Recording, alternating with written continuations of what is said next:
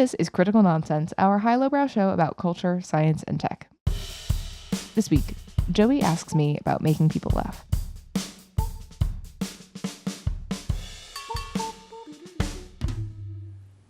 Woo! One-eyed, one-eared, flying purple. This is what a Joey sounds like. And this is what an executive producer and one-eyed, one-horned, flying purple people eater Jess Mander sounds like. Hi, this is Jess. Jessica. Yeah. When was the last time you laughed?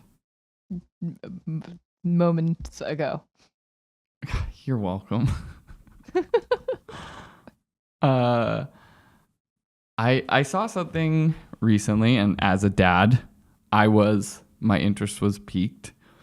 I saw Dadly interest. Do tell. Dadly interest piqued. It was a study that was talking about the role that laughter and rough and tumble play and destabilizing the child plays in father-child relationships versus mother-child relationships. And naturally, as I think of myself as a somewhat silly person, a playful person, certainly. I was like, great, is this going to be validating? But it was more interesting than that. It basically suggested that laughter is a more major component of healthy attachment in father-child relationships than it is in mother-child relationships. And you know, it's one study by, I should pull up who the authors were. The name of the study was How Fathers and Mothers Make Their Children Laugh, Associations with the Security of Parent-Child Attachment Relationships by Schmiedel, Bureau, Turchin, Denal, and Gauthier. The study was in the Journal of the Journal of Experimental Child Psychology. Trying to go quick. Set to be published in April 2026, although maybe it came out last month and was, how journals be a month ahead. Journals be journaling. I just want to acknowledge the authors.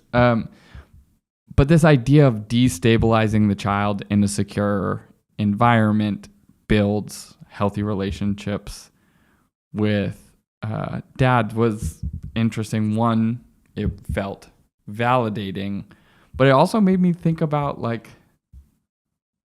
wouldn't that be valuable in other contexts outside of parent-child environment? Is that relevant for manager-managee dynamics? Is that relevant in, personal, romantic relationships or friend relationships or things like that? Obviously this study is in the Journal of Experimental Child Psychology or Developmental Psychology, I've already forgotten. But having a destabilizing play in a perceived safe environment feels useful. So I wanted to ask you, when was the last time you felt destabilized in a safe environment?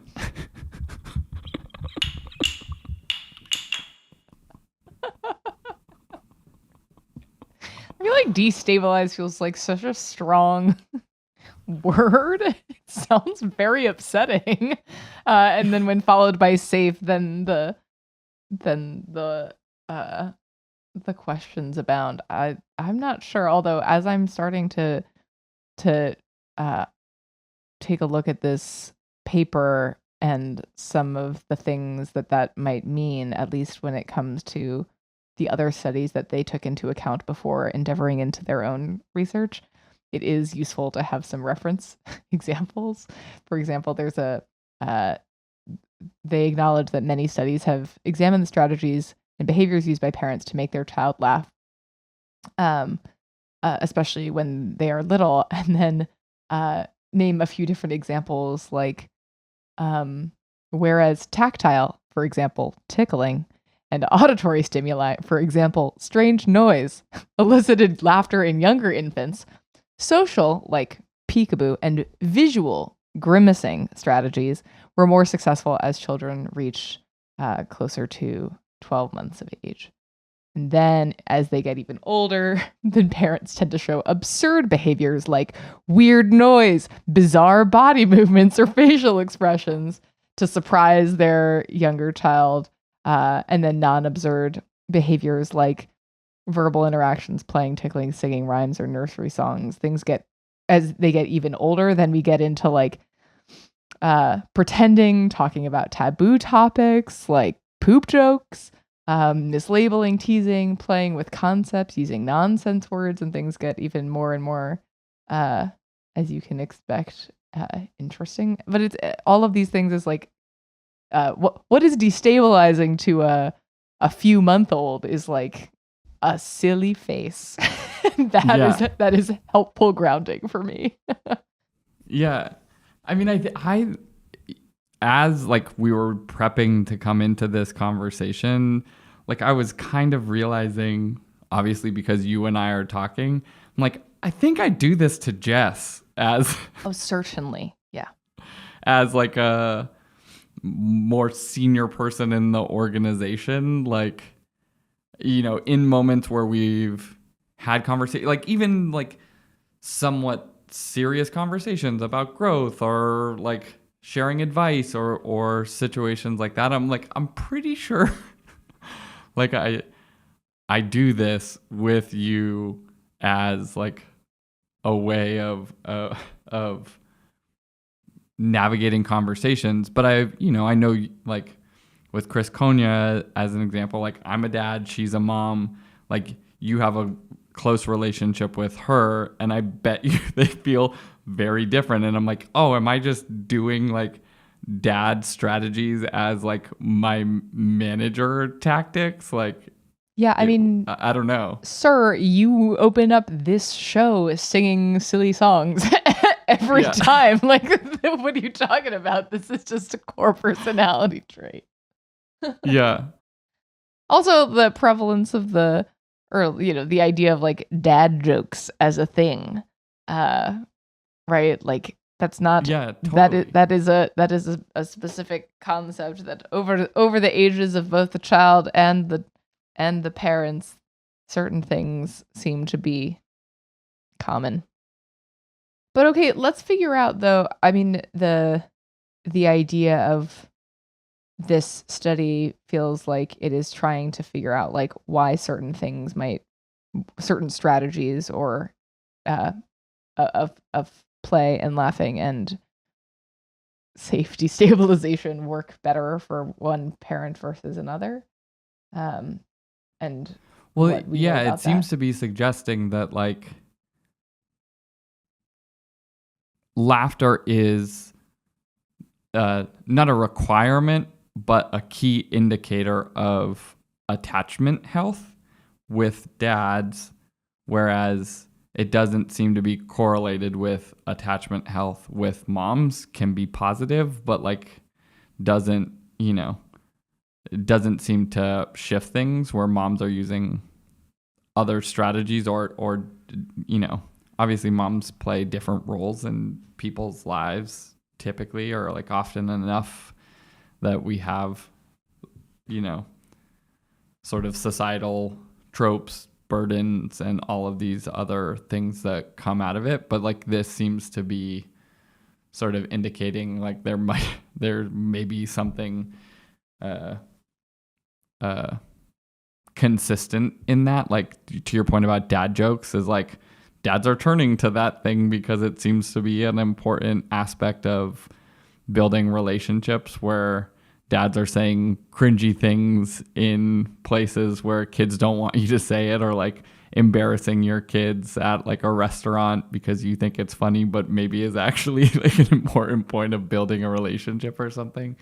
It's interesting. Yeah, I'm also looking at this other chapter talking about touch versus movement and sound strategies, where apparently touch strategies predicted child laughter among either parent, but movement and sound strategies predicted attachment security specifically only in mother-child dyads. And so, for example, a touch factor includes tickling, handling the child, teasing, rough and tumble, as well as like anticipatory strategies, like announcing, "I'm gonna get you," or something like that. Yeah. Like some kind of physical anticipation. And meanwhile, the movement or sound factor was largely consisting of it's like dance moves or other uses of the body or funny faces, like nursery rhymes and songs like the Itsy Bitsy Spider, and then smiling and laughing, which means like that could be a thing that you're just watching someone else do just as much as doing it together. I think that's also interesting of like, I mean, again, all these, like, especially among, it seems, let's look at how old the children are. Do you see this anywhere? Because I think historically here we go. It was a relatively small sample, so this is also clearly directional experimental research between 3 to 5 years of age. Yeah. But so, you know, these are the folks that you're testing this itsy bitsy strategy with, you know.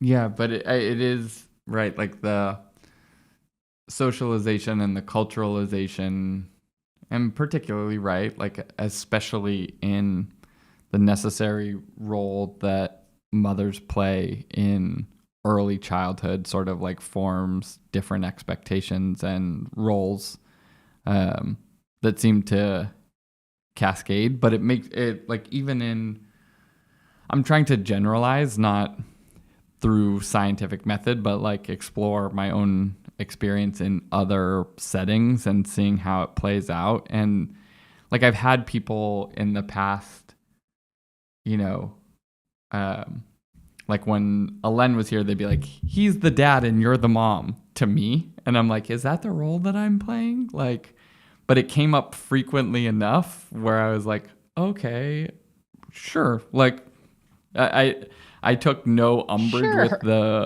with the idea, but I was like, it is not like a role that I am like cognitively or like consciously trying to play. But like, do you sort of in creating psychologically safe environments, do you need a person to be able to play like both sides of those roles? Like in a work context, do you need that sort of like role presence, not like independent of gender and any of those ideas, just like being like, do you need one of each of those roles to create the environment that is effective, you know? Right, is like having the balanced, it's like the balanced ambient breakfast. Like the balanced environmental breakfast of being surrounded by people who in some way fill different roles. I think that makes sense. Although, I mean, working in sort of the space of comedy right now in some of our project work, it is interesting also just to think about like the role that joking and, and laughing plays in our lives more generally right now, and how, regardless of where it's coming from, the short answer is that it's generally a thing that would be nice for most people to have. Like, I don't think that's probably a surprise to anyone that it's good for you, but also that in today's context, what we've learned through our work is how much more difficult it is for more people to share a laugh together.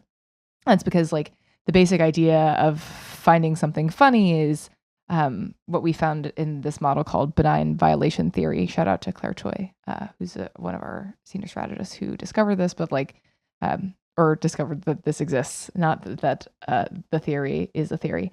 But the premise is that comedy is based on something that has to be both some kind of violation of a norm or a belief or an expectation, paired with something benign, something safe that you can actually enjoy.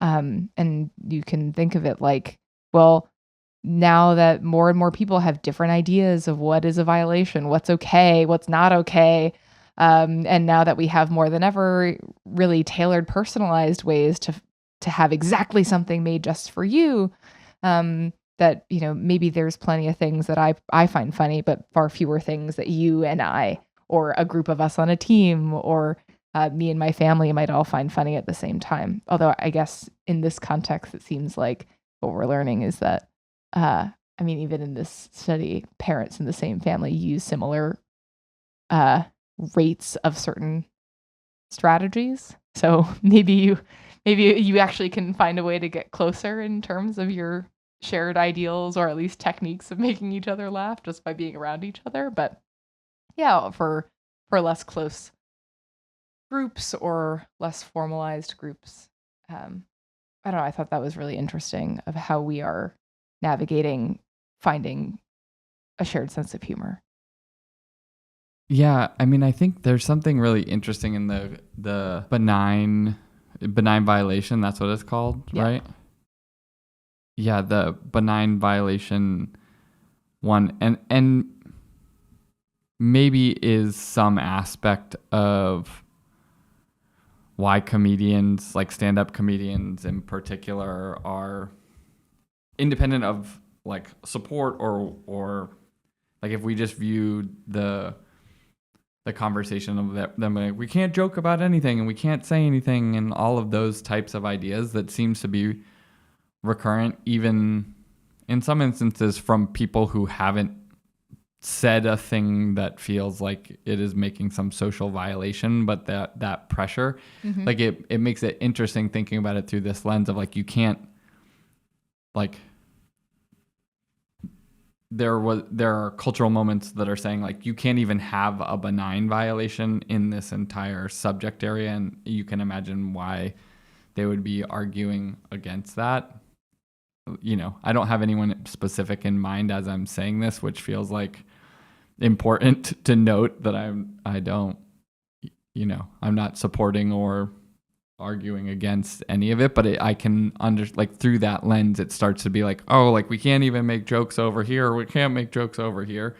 How that idea of like, if you're a comedy writer, you're like, oh, my material is drying up or something. Yeah, it reminds me of a couple of years back when Tina Fey famously on Bo and Yang's podcast was like, authenticity is dangerous and expensive. Like, you have, watch your mouth, because that might not be as benign as you think, to just tell somebody what you feel and think. But yeah, I think that I digress, I guess. Like, when it comes to the sort of the premise here, when we're talking about a sense of security, a sense of attachment, the power that fun, play, laughter can have in sort of like the controlled environment of a family unit, is really interesting, because it's like, well, the rules are set by that dynamic, like the specific set of the dynamic of those individuals, that family, and our biology, or our predispositions to what we are seeking from different parents or players in our nucleus. Yeah, it's interesting to think about the sort of catharsis, like the emotional catharsis and release valve that laughter plays, and like within a family, like, right, family's having a serious conversation and someone cracks a joke and it relieves things. Like, my sister sent me a video recently. She's like, I had to run to the bathroom really quick because I didn't realize I needed to go, and all of a sudden I had to go so bad, and we were like, they were making pancakes or something, and she just heard like, oh shoot from her like almost 4-year-old from the kitchen. And she's like, oh no, what happened? And she came out, and like the whole bag of flour just like fell over, and he came to like get her, and she has like a video as she's like going out into the kitchen with him, and he seems like really nervous. and all of a sudden you see him laugh, and my brother says something, but I'm like, no, he's laughing as a release because he can tell that she's not gonna like freak out angry. And that idea of like all environments kind of need that, like especially like in the work environment where you can feel a lot of pressure, your livelihood's responsible for it. You have sort of CEOs or senior leaders that feel like they have to play like a hyper serious role and whatever, and like the balancing between the ability to like create opportunities to like release that pressure valve feels really important, right? Like that is clearly the role that this is like functioning within like a nuclear family unit. But like other environment, like you had a teacher in school who would be like the fun teacher, or like, in my mind, like oftentimes like the gym teacher, like phys ed teacher, like played that role. Like at my daughter's school, when we do like pickup, the one of the phys ed teachers clearly is like playing this role of like support and creating like silliness, and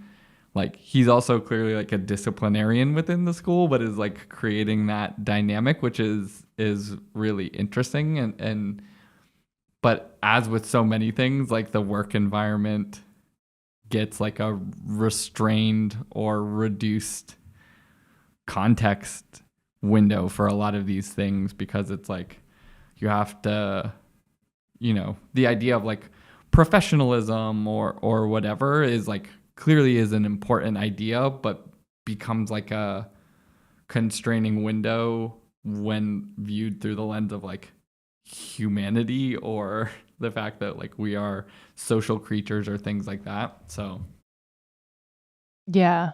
And that it's also confounded by all these other elements of, who's making the joke, and what is your background, and what is their background, and like how much is this work related versus is this like a don't talk to me about that subject matter? It's not. Yeah, totally. Right? Like, even in certainly in the workplace, there's more of those potential sources of violation for all kinds of reasons. Yeah, but typically good reasons. But yeah, typically good reasons, but also sometimes good to laugh. Well, Jess, can you bring us to our laugh up corner? I don't even laugh up corner. Wow, I mean, we started with this experimental study about attachment through laughing of parents and children that now has got us just exploring the idea of the value of a laugh in these other spaces, and the comfort or capacity for us to do that where there are so many other possible sources of unsafety, of destabilization without the benefit of it's okay. And I don't know if we had any kind of meaningful conclusion other than seeking out more opportunities to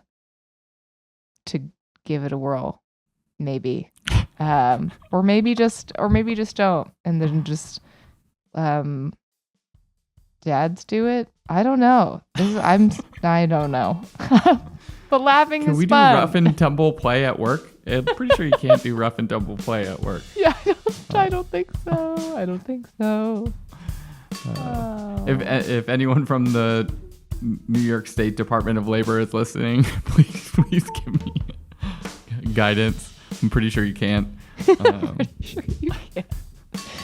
The Thunderdome wrestling at Sylvain. So.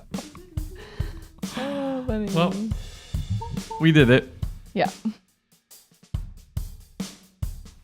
Critical Nonsense is a Sylvain production. Brought to you by the two-legged stool. A two-legged stool. That's a ladder. You'll topple all over. It's a perfectly unstable environment, and that is the joke. As always, we'd like to thank our executive producer and blanket ladder, Jess Vander. You are welcome. We'd also like to thank Sound Engineer and our safekeeper, Alex Contel. We'd like to thank our programming manager and author of The Giggles Are Coming, Les Jacobs. He didn't write that. Thank you to our production crew and the super chill Sorry Gilbert, Nora Mestrich, Christy Jensen, Amanda Medina, and Amy Waters. As always, thanks, Ellen. Thanks. Special thanks to whoever actually was the author of The Giggles Are Coming. It's a fun children's book. Wow. If you got toddlers, get that one. Get that one. Thanks to moms and dads. You're doing a great job. Parents, raise the children well. Yeah. And thanks to couch cushions for just making cool forts. And also, if you're jumping around, then maybe falling will hurt less. Yeah, and special thanks to Steve Nash for inspiring the study about fist bumps, high fives, and butt pats. Wow. Because it just makes me laugh. And also feel inspired, to be fair. So go and be inspired. Have you tried that? Just think. Yeah, have you tried it? Thanks. Just think about it. God. And manage butt pats. If the person from the New York State Department of Labor is still listening, we don't do butt pats. Only fist bumps and high fives. I brought up butt pats for no reason. Great. Well, love you. Mean it. Bye. All right, bye.